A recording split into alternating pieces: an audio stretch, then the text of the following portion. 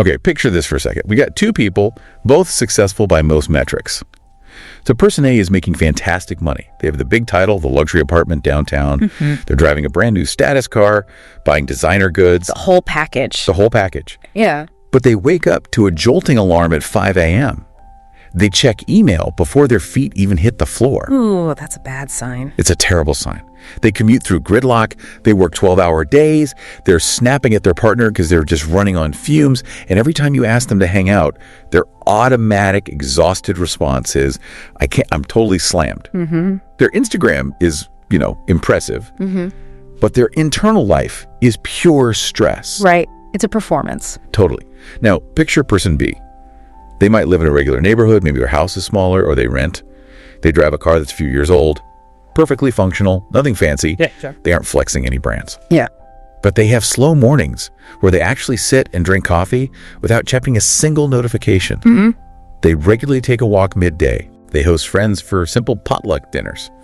They take a modest vacation every year, maybe a cabin or a road trip, and they pay for it entirely in cash. Right. They don't look rich by those aesthetic standards, but they possess time, community, and breathing room. Yeah. So the central question we are diving into today is simple. Which one is truly living a rich life? And the answer is almost always the second person. I mean, it has to be. Right. Because when we talk about being rich, we are usually misidentifying the currency. Money is just the tool. The true currency is time, energy, peace, and freedom. Welcome back to the deep dive. This is, I think, an absolutely crucial conversation because we are moving beyond the noise of, financial dogma and social media aesthetics. Our mission today is explicitly tailored for you. We are helping you define what rich means for you personally, and then giving you the practical tools, the pillars, the money flow to align your current resources with that intentional definition. It's about building a blueprint. Exactly. We all chase money because we believe it will solve our problems. But what we really mean is, I want more freedom, more peace, more fun, more time. Less stress, less fear. Yes. And if your pursuit of money is actually creating more stress and less time, then you're running in completely the wrong direction. Exactly. I've spent years in finance, and I've seen this firsthand. The contrast between, miserable people making multiple seven figures who feel completely trapped by the sheer cost of their lifestyle, Right. and these incredibly contented people with normal, non-executive incomes who feel rich because their day-to-day life actually reflects their values. That idea of making $500,000 but feeling broke is so real for so many people. Wow, it's an epidemic. Because if your monthly obligations are $45,000, you're not rich. That's a gilded cage. A gilded cage. I love that. That contrast, the miserable wealthy versus the contented not so wealthy, that's the paradox we're unpacking. This dive is your shortcut to clarity. We're going to help you stop looking rich and start living rich. Let's do it. So when we ask people to describe their rich life, the first thing they almost always do is picture the default. It's the standard, culturally prescribed image. The massive home, the luxury car, the constant exotic travel. It's the Pinterest board of affluence. Totally. Yeah. And there's nothing inherently wrong with wanting those things, but the critical failure point is that most people just stop there. Yeah. They adopt that cultural definition without ever checking in to see if it actually matches their own internal drivers. They're basically chasing a ghost. And that's the core challenge we're issuing right here. Is the dream you're chasing what you fundamentally want, or is it just what culture told you rich looks like? Right. If we're building your rich life blueprint, we have to start with intentionality, not, default settings. Absolutely. And that's why when people talk about wanting to be rich, I pivot them immediately. I don't ask about their net worth goal or their dream vacation. Yeah. I ask, okay, and what does rich look like specifically on a Tuesday in your life? That phrase, Rich Tuesday, is so powerful because it just reframes the entire aspiration. It has to. You're taking the focus off the 1% of the year that's Instagrammable, the vacation, the big party, and you're focusing it on the 99% of the year that is actual life. Exactly. Most of life is Mondays, Wednesdays, and yes, Tuesdays. If your concept of richness only exists for 2 weeks a year on a beach, but the other 50 wents are defined by burnout, anxiety, and just rushing, then you haven't actually bought freedom with your money. You've just bought 2 weeks of temporary relief from the life that money created, and that is not sustainable richness. So let's nail down a working definition that covers this complexity. Yeah. How do you, as a life-first money coach, define a rich life for your clients? The definition I find most helpful, and I want everyone listening to really commit this to memory, is this. A rich life is a life where your time, your energy, and your money are mostly aligned with what you truly care about.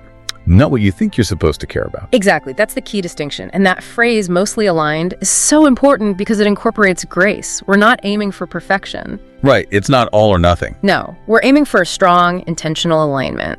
And the truly care about part is the hard work. I mean, many people have only been asked about their career title or their desired income level. Yeah. They haven't done the deep work of asking, what sensations define my joy? What activities actually refill my energy reserves? Who do I want to spend my limited time with? We use money to buy things that promise happiness, but we often neglect the things that actually create it. Rest, connection, purpose. Okay, let's revisit the two people we opened with. Person A, outwardly impressive but internally exhausted. Person B, outwardly ordinary but internally content. This pattern isn't just hypothetical, is it? It's really driven by how people define success. It's pervasive. Person A defines success by external validation and status symbols, so they organize their time and energy around acquiring those symbols, even if the cost is their own well-being. Yeah. They spend heavily on things that decay quickly, luxury cars lose value, fancy dinners are fleeting, but they neglect the assets that appreciate: time with loved ones, health, a robust savings cushion. They bought the costume of richness, but they're not getting the experience. Precisely. Meanwhile, person B organizes their life around the assets that generate internal richness. Protected time, meaningful community, security. Their house might be smaller, but they have room in their budget for regular date nights or the luxury of calling a plumber without panicking. That right there, calling a plumber without panic, that is a rich life. It really is. They've chosen internal peace over external performance. And that difference is radical. It's the fork in the road. Do you want to look rich or do you want to live rich? Since this is about living rich, let's make that concept tangible. You mentioned the Rich Tuesday visualization. Let's guide the listener through a deeper version of that exercise right now. This is where it gets real. Absolutely. If you're driving, just listen and reflect later. If you can, close your eyes or fix your gaze on something neutral. We're going to visualize a normal, non-Bahamas, non-Lottery Tuesday in your rich life. Start with the morning. What time do you wake up? And how do you wake up? Is it to a jarring alarm or is it naturally because you went to bed at a reasonable time? What do you hear? Are you rushing out the door? Or do you hear the low hum of the coffee machine and the sounds of your family slowly getting ready? Or maybe just the birds outside your window? I think for a lot of people, the rich life starts the moment the alarm doesn't jolt them awake. It's the luxury of a slow transition into the day. That's the time dividend, 100%. Now look at your routine. What's the very first thing you do? Is it checking email and immediately reacting to external demands? Or do you engage in an intentional, self-nourishing activity? Like what? Maybe sitting outside, journaling, stretching, or having a non-rushed breakfast with your partner or kids. Something for you first. Right. Now, transition to work. What does your work look like on this Rich Tuesday? Are you working from home, a collaborative studio, an office where you actually feel valued? And critically, what are your hours? Okay, this is a big one. Huge. Are you working 10 hours of stressed reactive labor? Or are you working 4 or 6 or 8 hours of focused, meaningful work that leaves you feeling energized, even if it's challenging? Is this work you love, or is it work you tolerate because it's a brilliant tool funding those other pillars we'll discuss later? And what about the feeling? Are you constantly checking the clock and fighting distraction? Or do you feel a sense of purpose and control? That internal feeling is often worth so much more than a salary bump. Precisely. Control is the highest form of wealth. Now, move to the afternoon and evening. When you finish work, what's your energy level? Do you have enough reserves to actually engage in life? Or are you just a shell of a person? Exactly. Are you cooking dinner and chatting, or are you ordering takeout and just zoning out? Are you meeting friends, working on a hobby, taking a class, or finally reading that book that's been on your shelf for a year? And finally, the winding down ritual. How do you end the day? Do you collapse onto the couch, scrolling until 1 a.m., just numbing the exhaustion? Which is so easy to do. So easy. Or do you have a small intentional ritual, maybe a conversation, some light reading, quiet music that allows you to feel that sense of, today was good. I have room to breathe. Okay, that was a real journey. Now for you listening, here's the required clarity check. Look at your actual current Tuesday. Does it look anything like the Rich Tuesday you just visualized? And if not, where's the most painful, most glaring gap? Identifying the gap is the whole point. For some, the gap is purely financial security. They just need less panic. For others, it's a gap in energy. They spend all their waking hours chasing money, so they have no reserves for connection or experience. And I bet for a lot of people, the gap is time.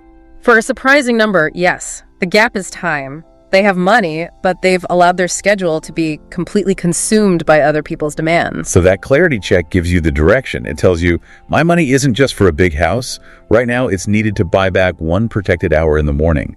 And that's a concrete goal we can actually budget for. It makes it real. When people do this visualization, certain elements start popping up again and again. These are the real ingredients of a rich life that goes so far beyond just material goods. We've identified 6 core components. Yes. When you strip away the branding and the image, you find that people want a robust mix of these 6 things: time, energy, health, relationships, experiences, security, and contribution. Let's break down each one because the nuance here is really important. Start with the most precious commodity, time. Time is non-renewable wealth. It's the only one you can't make more of. When we talk about a rich life, people want control over their time. What does that actually mean, though? Control over time. It means setting boundaries on work hours. It means having buffers in your schedule so you're not always rushing from one thing to the next. It's having sufficient guilt-free vacation days. It's the ability to wake up on a Tuesday and decide, I'm going to spend the first hour of my day doing something pleasurable, not productive. Yeah, that's a luxury. It's the ultimate luxury. Next, energy and health. We are often so focused on financial metrics that we completely forget about our physical and mental capital. Right. A rich life has to include enough rest, high-quality food, space to exercise, and not being chronically stressed. Yeah. I mean, you can have $1 billion, but if you have chronic insomnia and debilitating anxiety, you are not rich. Nobody dreams of a life where they're too exhausted to enjoy their success. I think that's the most common blind spot. Yeah. People assume health comes for free, and then they burn their health capital trying to earn money just to fix the damage they did. Exactly. It's a terrible trade. Then there are relationships. This means having presence, not just proximity, with your loved ones, partners, children, friends, community. A rich life is usually one where you feel deeply connected. Money can buy you a bigger house, but it can't buy you a standing game night with friends unless you prioritize the time to actually show up. Okay, number 4. Fourth is experiences. This is travel, of course, but it's often much smaller and more immediate. It's learning a new language, taking a ceramics class, trying new restaurants, attending concerts, or simple things like spending focused time in nature. It's the joy of novelty and competence. Things that make you feel alive. Exactly. Fifth, security. This is foundational. It's the feeling of robust safety. An emergency fund, manageable debt that doesn't keep you up at night, retirement savings that are accumulating. Yeah. And a cash buffer large enough that a minor disaster, a car repair, an unexpected vet bill doesn't trigger a full-blown panic. It's the emotional freedom that comes from financial preparedness. And finally, contribution. This is where purpose comes in. Right. Many people find true richness in giving back, whether that's mentoring, donating, volunteering, helping aging family members, or just knowing that their professional work genuinely serves a useful purpose. If your rich life is purely about consumption, it often leaves a hollow feeling. Contribution provides meaning. So if you're listening, do a quick personal scan right now. Time, energy, relationships, experiences, security, contribution. Which of these ingredients are you desperately craving right now? And conversely, which one are you already rich in? Maybe you have fantastic relationships and community, even if your savings account is small. Acknowledge that wealth. That's a great point. Acknowledge what you already have. Okay, let's address the noise that prevents us from seeing our own ingredient list clearly. The social media trap. Yeah. We mentioned the cosplay rich life. Let's define that and discuss why it's so financially destructive. The cosplay rich life is when you are solely focused on adopting the external signals of wealth without ensuring you possess the internal experience of wealth. Okay. Social media has created this high-pressure environment where signals are prioritized over substance. It's loud, it's filtered, and it shows the aesthetic outcome, the fancy vacation photo, but it never shows the underlying debt, the chronic anxiety, or the relational cost of earning the money to fund that image. It's the narrowest possible view of a rich life, and it's almost always designed to make you feel inferior so you spend money to catch up. Exactly. And the destruction comes from trading actual wealth-like time and security for image. We saw this in the earlier example, trading a truly desired trip for a status car payment. You traded an experience for an image. And that's a bad trade every single time. So let's get specific about filtering the noise. You have 2 excellent tests for identifying genuine desire versus just image chasing. What's the first one? Test 1. If no one else could see this, would I still want it? This is the ultimate internal filter. If you want that expensive bag because you love the way it looks and feels, regardless of who sees the label, great. But if the primary motivation is the photo op or what your friends or coworkers will think, then you are paying a high price for a very low-value commodity. Validation. And validation requires constant re-upping. Okay, and test 2, the financial check on the emotional return. Test 2. What's the joy per dollar here? We often spend a huge percentage of our income on things with an incredibly low joy per dollar return. We need to actively find things that give us high joy for minimal expenditure and then spend aggressively on the high joy items, even if they cost a lot. Let's model this. What's a classic low joy per dollar expense that people might recognize as zombie spending? Oh, there are so many. But let's start with high joy per dollar. It might be spending $50 on high-quality colored pencils and a nice notebook for a creative hobby you pursue for years. That gives you hours of flow state and competence. The joy is immense, the dollar cost is minimal. Right. Another high JPD item might be a good pair of walking shoes, enabling health and energy, or a monthly donation to a cause you genuinely believe in, which fulfills that contribution pillar. And what about the low JPD items, the ones we buy almost accidentally? Low joy per dollar is often convenience and distraction. It's the 3rd subscription box you forgot you even signed up for. It's spending $50 on DoorDash delivery fees and tips for food you could have made for $15, simply because you were too decision fatigued to cook. Ouch. That's a personal attack. It's everyone's personal attack. It's the impulse purchase you forgot you owned 3 days after it arrived. We're not saying never order delivery, but if you look at your budget and realize you're paying $400 a month for temporary dopamine hits and convenience fees that you barely even register, that money is currently working against your rich life pillars. That's pure zombie spending, spending that consumes your money without providing any lasting benefit or joy. Okay, let's give the listener a minute to process this by doing the quick check-in exercise you mentioned earlier. It links the emotional desire back to the resource required. Perfect. Later, or even mentally right now, write down, what makes life feel rich to me? Jot down the concrete feelings. Having time to read a book, not having to worry about money every time I check the balance, hosting friends on the patio, being able to take a week off without checking email. The real stuff. The real stuff. Now, next to each item, label the primary resource needed. Is this mostly about time, money, energy, or a mix of them? And what's the key discovery most people make when they do this? They realize that most of their most cherished desires, the things that actually make life feel rich, are often not purely about having millions of dollars. The things that require millions, the mansion, the jet, are often low on the feeling of richness scale. Right. The things that are high on the scale, slow mornings, protected rest, deep connection, require setting boundaries, intentionally deploying smaller amounts of money and protecting your energy. This exercise gives you a clear data point. Focus your attention and your cash on buying back time and energy because those are often the scarcest resources, even more so than money. That's the perfect transition because now that we have the vision, we have to talk about how to actually design our spending around that vision. Let's get into it. Welcome back to the design phase. We've moved from the vague idea of being rich to a concrete list of ingredients that make your life feel rich. Now the question is, how do we stop the financial randomness and start funding the blueprint? This is where we get actionable. We're moving from the abstract to the account numbers. Let's start with the concept of rich life pillars. Why do we need to limit ourselves to, say, 3 to 5 core categories? We limit it because attention is a finite resource. I mean, if you try to aggressively fund 10 different priorities, travel, health, retirement, 5 different hobbies, new house, new car, debt payoff, you'll feel spread thin and you'll fail at all of them. Right. If everything is a priority, nothing is. Exactly. Pillars are your non-negotiable budget line items. They're the things you will actively say no to other spending for. We want 3 to 5 pillars that define the purpose of your money right now. Maybe it's travel and experiences, family time and security. Or maybe it's health, energy, creative work, and generosity. It's deeply personal. How do you help listeners vet their pillar choices against their deeper truth? Yeah. It's easy to pick health because it sounds good, but maybe deep down they really prioritize eating out and new clothes. That's a great question. The best vetting tool is that 10-year look back. Look forward 10 years from now and imagine you're incredibly satisfied with your life. What are the 3 to 5 categories that you excelled in that truly made life feel rich? That usually cuts through the noise. Okay. Once you have those pillars, the critical step is the spending match test.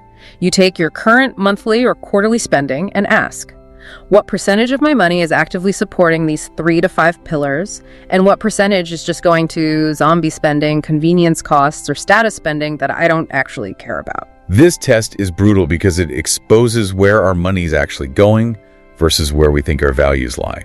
It reveals the deep hypocrisy we all live with. I mean, someone says family time is a pillar, but they are working 60 hours a week and buying expensive kids' gear they don't use, and the constant stress means they only interact with their kids when they're yelling in the car. Oof. They're funding the stuff of family life, not the time of family life. And the solution isn't self-flagellation, it's non-judgmental realignment. Move the money toward the blueprint. Exactly. If family time is a pillar, the budget has to reflect protected time. Maybe that means paying for a virtual assistant for administrative work or spending less on restaurant meals so one partner can afford to cut back 5 hours a week to be present. You move money from the low-value items to the high-value pillars. To make this tangible, let's revisit the example of Brianna, but with more detail on the psychological hurdles and the trade-offs she had to make. Okay, so Brianna. She's in her early 30s, working hard and feeling really stressed. Her stated pillars were travel and experiences, health, energy, and security. 3 great pillars. Great pillars. But when we did the spending match test, we found a massive misalignment.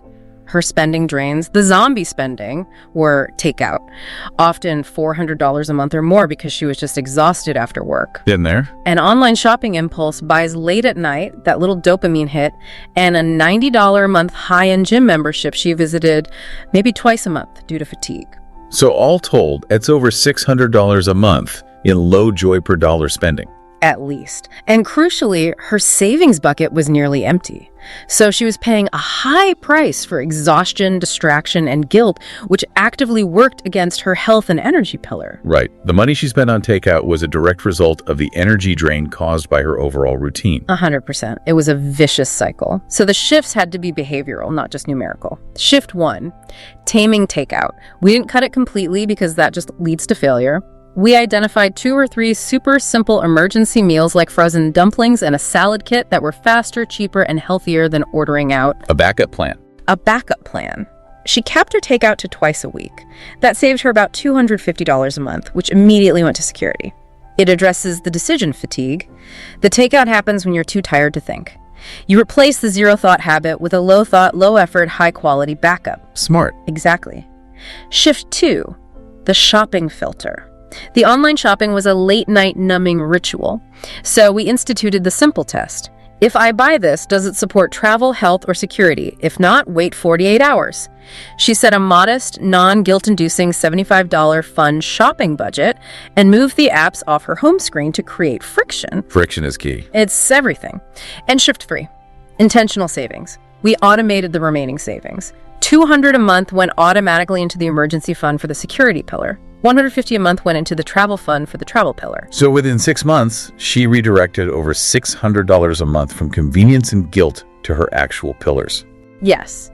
And she felt physically better because she was eating slightly better. She had $1,200 in a travel fund. And most importantly, she had a $1,500 emergency buffer. That buffer meant she was sleeping better, funding her health and security pillars simultaneously, which ironically made her less reliant on those numbing impulse buys. The richness just snowballed. The trade-off was conscious. Slightly less convenience now for massively more peace and experience later. That's the design working. That's it. Now let's give the listener the foundational structure for their money flow. You use the 4 layers of the paycheck framework. I think this is so helpful because it forces us to allocate money to the rich life layer, which often gets completely neglected. Yes. Most people think of their money as one big lump sum. When it runs out, they just stop. This framework forces intentional allocation to what matters most. Imagine your paycheck passing through 4 distinct layers of purpose: essentials, safety, rich life, and future. Okay, let's break down the technical priorities within those layers. Layer 1, essentials. This is survival. Rent, utilities, basic groceries, minimum required debt payments, insurance. If you cannot cover this, you need to focus on increasing income or radically reducing essentials first. Nothing else matters. Got it. Layer 2, safety. This is the first step toward true richness because it buys peace of mind. Safety means building or padding the emergency fund and aggressively attacking high-interest toxic debt. We're talking 20% APR credit cards. The soul-crushing kind. The worst kind. From a technical standpoint, if you have a 25% APR credit card balance, paying that down yields a guaranteed tax-free 25% return. That payoff has to be prioritized over almost any investment because the emotional ROI of eliminating panic is just huge. This layer protects your energy. I love that you anchored safety in the reality of high-interest debt. That's where the technical depth matters. Paying off a high-interest card is not deprivation, it's funding your security pillar. It's exactly. Layer 3, rich life. Once safety is funded, at least slightly, this is where your core pillars live. This is the money for your travel fund, your hobbies, your kids' sports, your date nights, your donation budget. And crucially, even if you are only contributing $50 a month to this layer, it has to exist. It proves to your brain that you are working toward joy now, not just deferred gratification 40 years from now. That's so important for motivation. It's critical. Layer 4, future. This is long-term freedom. Retirement contributions like a 401k or Roth IRA, investing in index funds, and saving for massive future goals like college or buying a home. This layer ensures that the richness you build today is sustainable and grows into deeper freedom later. And the allocation strategy is clear. Feed each layer at least a little every month.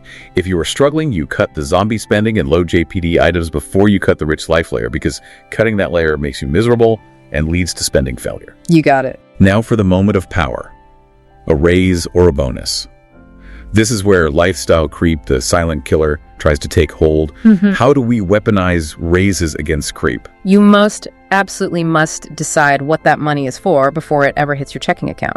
The average person gets a raise, their subconscious adjusts their spending habits to the new normal within 60 days, and they feel just as stressed as before, only now with slightly nicer stuff. And that is the absolute essence of lifestyle creep. The increase in income is exactly matched by the increase in low-value, unexamined spending. Yes. The intentional formula prevents this. We suggest splitting the net increase 3 ways. 1/3 to safety debt, 1/3 to rich life upgrades your pillars, and 1/3 to future freedom, so retirement or investing. Okay, walk us through an example. Let's model a $300 a month net raise. You send $100 immediately to paying down that 25% APR credit card or building your emergency fund. That's your security pillar funded. You send $100 to your travel or experiences fund. Maybe that means you can now afford a cooking class or a second weekend trip this year. That's your rich life pillar funded. And you send $100 to increase your 401k contribution. That's your future freedom pillar funded. The brilliance of that is twofold. First, you lock in the security gains and future freedom gains. But second, you get to feel the richness now. Right. That $100 rich life upgrade makes the hard work feel worth it. If you just sent all $300 to security, you'd feel deprived. If you send all $300 to minor lifestyle upgrades, you'd just feel stressed with fancier consumption. The tri-split ensures balanced growth. It guarantees that the raise actually moves you closer to the definition of richness you created, rather than just raising the baseline of your stress. Let's solidify the guardrails. We've discussed lifestyle creep on the raise front, but let's talk about comparison, which is really the engine driving all of this creep. Comparison is such a trap because you are constantly measuring your internal reality against someone else's highlight reel. This leads to what we call obligation creep and standard lifestyle creep. Obligation creep is particularly insidious because it involves external pressure. We start making more money, and suddenly we feel obligated to host fancier parties, buy more expensive gifts, or pay for family members' expenses, even if that completely undermines our own security pillar. And this is where the conversation gets tough. I mean, isn't it an obligation of a rich life to help family and friends? How do we draw that line without sounding selfish, especially when our income has genuinely increased? That's a critical challenge. I think the non-selfish answer is this. You cannot help anyone sustainably if your own security pillar is crumbling. Obligation creep often forces people into a caretaker role before they can afford it, leading to resentment and financial instability later. The guardrail here is deciding in advance what your contribution pillar looks like. Maybe it's setting a clear, fixed budget for family support, say $500 a month, and anything beyond that requires a dedicated conversation and checking it against your own security pillar. That intentional boundary is key. By defining your generosity, you move from reactive, emotionally charged spending to intentional contribution. If you give $1,000 when you only have $1,500 in the bank, you've just traded their temporary relief for your long-term panic. That's a bad trade. Right. A rich life allows you to be generous from a place of strength. So the protection strategy remains. Define your pillars, decide what extra money is for before it arrives, and only fund generosity from the contribution layer, not the safety layer. Exactly. Once you have your blueprint, you're going to start making choices that look strange to outsiders. You might cut back on expensive nights out with friends to fund your travel pillar, or say no to a high-pressure office commitment to protect your energy pillar. How do you communicate these choices without sounding judgmental or defensive? Transparency without oversharing is the goal. You don't need to give a full budget report. Just use simple personal statements focused on your priorities. So what does that sound like? If friends ask why you're not going to the expensive restaurant, instead of saying, I can't afford it, which is often untrue, you can afford it, but you choose not to, you can say, I'm actively focusing on my travel fund this year, so I'm prioritizing high joy per dollar activities. How about we grab a happy hour drink instead? Or, I'm cutting back on eating out right now to fund a big goal, but I'd love to host you for a pizza night at my place. You state your priority, the pillar, and the trade-off. This frame shifts the conversation from I am deprived to I am intentional. Exactly. You are saying, I have a mission I'm excited about, and this choice supports it. Okay, now let's tackle the most difficult relationship. Partner alignment. A rich life design has to be a joint design project. But what happens when the pillars conflict? Say one partner's pillar is security. They want to aggressively pay down the mortgage and saves, and the other's is experiences.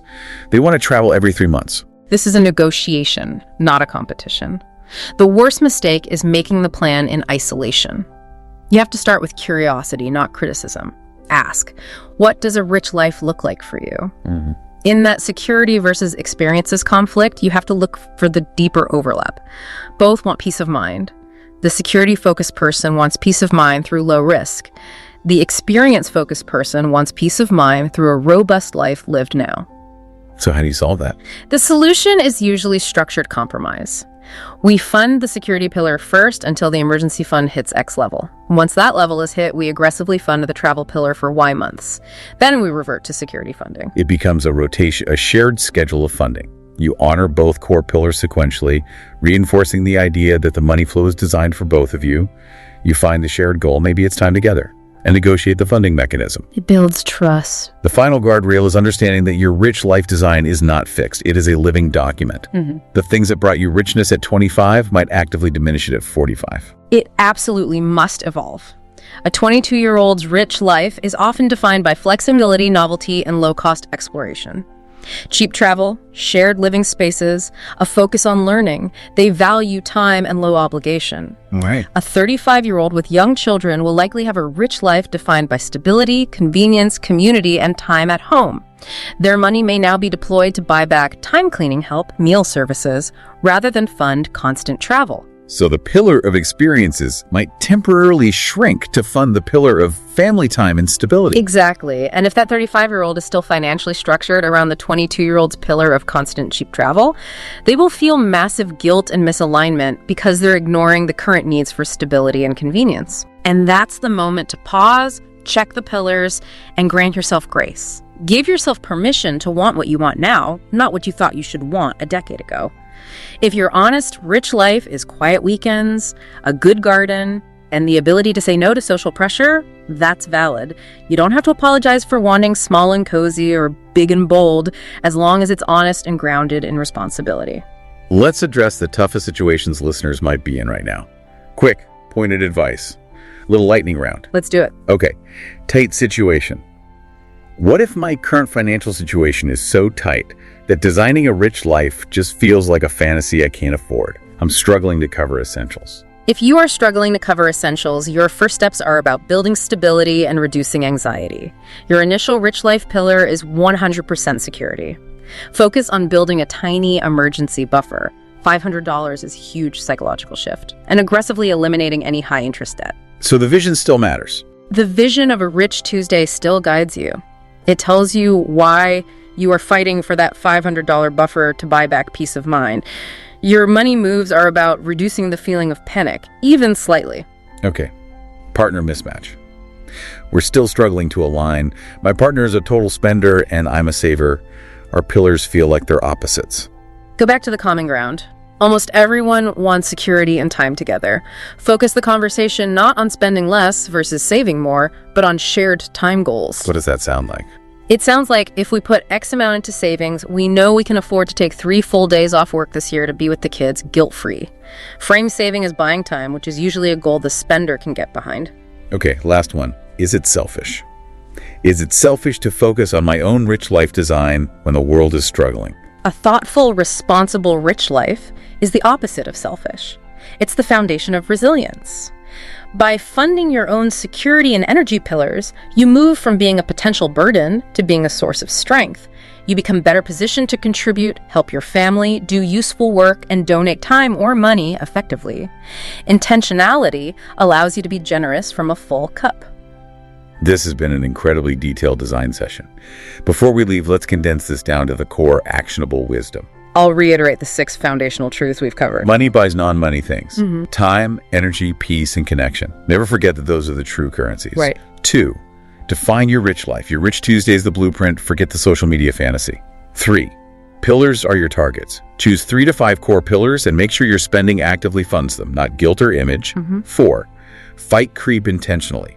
Use raises and bonuses with that intentional 3-way split to ensure gains in security, present richness, and future freedom. 5, your design must evolve. Give yourself permission to want different things as your life stages change. And the last one. And 6, intentionality is not selfishness. Designing a life of stability and purpose is the best way to ensure you can contribute meaningfully to the world. Okay, we always end with a concrete challenge. We're not asking you to overhaul your entire budget this week. We're asking for one moment of clarity and one small, directed step. Here is your final challenge. Step 1.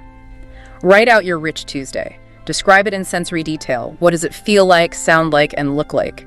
Focus entirely on the feel of the day and what you're doing in it. Step 2. Highlight or circle 3 core elements from that description that matter most to you. Maybe it's slow mornings, dinner with family at 6 p.m., and no panicked money thoughts. Step 3, pick just one of those 3 elements and identify one tiny, realistic step you could take in the next 3 to 6 months to move closer to it. It has to be tiny. It has to be tiny. If your element is no panicked money thoughts, your tiny step might be automating a $25 weekly transfer to an emergency fund. If your element is dinner with family at 6 p.m., your step might be blocking off your calendar every Tuesday and Wednesday at 5 p.m. so that time is non-negotiable, and communicating that boundary to your workplace. Don't wait until you're rich on paper. Start funding your rich life 1 hour, 1 decision, and $1 at a time right where you are. Every conscious decision shifts the alignment, and that shift is what creates true richness. Thank you so much for guiding us through this essential design process. Thank you. And remember, the purpose of money is to solve money problems so you can focus on your life problems. Take control of your money, and you take control of your time. And to you, the listener, thank you for sharing this deep dive with us. Take that small step this week, write that Rich Tuesday, and start making your conscious decisions. You don't have to wait for a miracle, you just need a blueprint. We'll see you in the next deep dive.